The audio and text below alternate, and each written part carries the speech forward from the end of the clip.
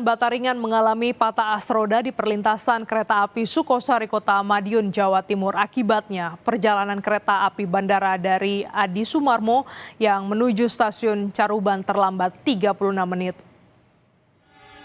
Insiden patahnya as roda truk bermuatan bataringan juga mengganggu perjalanan kereta api antara stasiun Magetan dan stasiun Babadan. Untuk memindahkan truk yang mengalami patah as roda, petugas mendatangkan alat berat berupa loader. Truk dipindahkan dengan cara didorong. Lalu lintas kendaraan dan perjalanan kereta api kembali normal setelah truk yang mengalami patah as roda ini dipindahkan.